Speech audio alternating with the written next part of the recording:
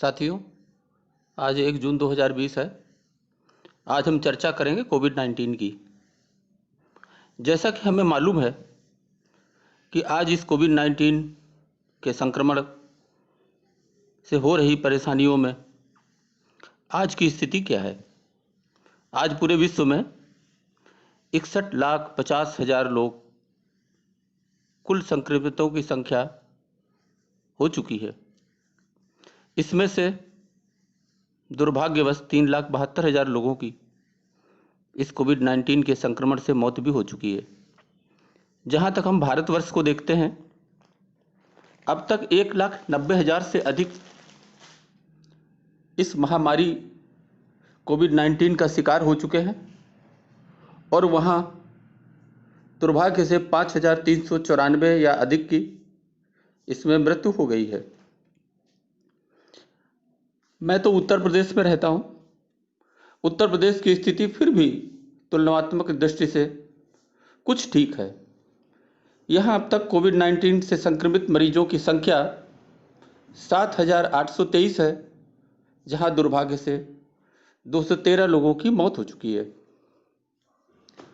आज हम कहां खड़े हैं? जैसा कि हम सब लोग जानते हैं कि कोविड-19 की दवा अब तक खोजी नहीं जा सकी। यह एक वायरस है और इस वायरस के टीके की खोज में पूरे संसार के तमाम साइंटिस्ट, खोजकर्ता लगे हुए हैं, लेकिन अभी तक सफलता हाथ नहीं लग पाई। अब हम देखते हैं कि ऐसी दशा में किया क्या जाए, जहां इसका कोई इलाज, कोई दवा, कोई टीका नहीं है। लोग संक्रमित होते हैं और संक्रमित होने के बाद उनकी मृत्यु हो जाती है। तो कोविड-19 के संबंध में सरकार समय समय पर इससे बचाव के उपाय बतलाती रहती है, टीवी में, अखबारों में, तो लोग इससे भली भांति परिचित हैं। लेकिन हम कुछ मूलभूत, कुछ और बातों पर आज चर्चा करेंगे।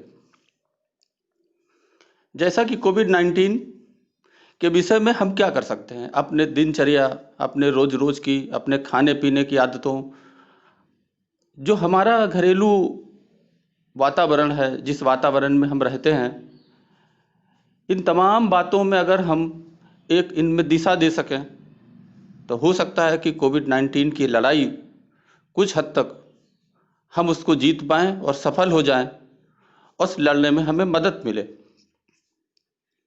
तो इन्हीं पर हम कुछ आज चर्चा करेंगे।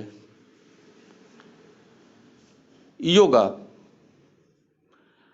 पुराने समय में हमारे ऋषि मनीषी ये शरीर को संतुलित रखने के लिए सारे ऑर्गन्स को ठीक प्रकार से काम करें, उनके अंदर टॉक्सिन न पैदा हो, ये सब निकलता रहे, हमारी मांसपेशियां मजबूत रहें, हमारा इम्यूनाइजेशन सिस्टम स्ट्रांग रहे, हमारे फेफड़े मजबूत रहें। जब हमारे शरीर की तमाम अंग मजबूत रहेंगे, अपना काम ठीक प्रकार से करेंगे, तो कहीं ना कहीं हम कोविड-19 से भी लड़ पाएंगे, क्योंकि इसमें प्रतिरोधक शक्ति जो है हमारे शरीर की, वो इम्प्रूव होती रहेगी। तो लोगों को नियमित रूप से 24 घंटे में एक बार सुबह योगासन की कुछ क्रियाएं करनी चाहिए, जिसमें से मुख्यतः प्राणायाम जरूर करना चाहिए, क्योंकि ये कोविड-19 ये श्वास नली और फेफड़े पे संक्रमण करता है और प्राणायाम से ये दोनों अंग मजबूत होते हैं, इनकी ताकत बढ़ती है। इसके अलावा शरीर के दूसरे अंगों के लिए हम योगासन की दूसरी क्रियाएं, हल्का फुल्का व्यायाम या कोई छोटा मोटा खेल खेल सकते हैं। घर के अंदर अपने हाथ पैरों को हिलाते हुए कुछ इस प्रकार का खेल खेल सकते हैं, ताकि हमारे सारे अंग सक्रिय बने रहें, उनके अंदर एक ताकत बनी रहे। इसके अलावा घर में हम खाना तो रोज ही खाते हैं, लेकिन क्या है कि जो हम घर का खाना खाते हैं उसके विषय में हमें यह अच्छी तरह से मालूम है कि हम क्या खा रहे हैं। उनमें विभिन्न प्रकार के इस बात का ध्यान रखें कि जब तक ये कोरोना की बीमारी, इस पर कोई नियंत्रण कंट्रोल नहीं हो पाता है, तब तक घर के बने हुए भोजन को जो स्वास्थ्य की दृष्टि से ठीक हो और स्वाद की दृष्टि से, दोनों दृष्टि से ठीक हो, उसी का सेवन करें। अपने शरीर में ऐसी कोई सामग्री न डालें जिसके विषय में मुझे जानकारी नहीं है कि इसमें क्या है, किस तरह से बनाया गया, क्या क्या इंग्रेडिएंट्स इसमें डाले गए हैं और क्या ये हमारे स्वास्थ्य के लिए कहीं हानिकारक तो नहीं है।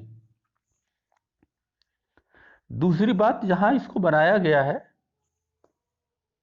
क्या वहां कोई संक्रमण या इस तरह का कुछ गंदगी या जो स्वास्थ्य के लिए हानिकारक है, ऐसी व्यवस्था तो नहीं है। साथियों, एक सबसे बड़ी बात है कि ये मेरी केवल एक सलाह है। आप इसको लेने के पहले अपने चिकित्सक से परामर्श जरूर कर लें, क्योंकि कोई भी औषधि लेने से पहले परामर्श चिकित्सक की परामर्श अत्यंत आवश्यक है। इसमें आयुर्वेद शरीर के प्रतिरोधक शक्ति को मजबूत करने के लिए 3 बातों को संज्ञान में लिया गया।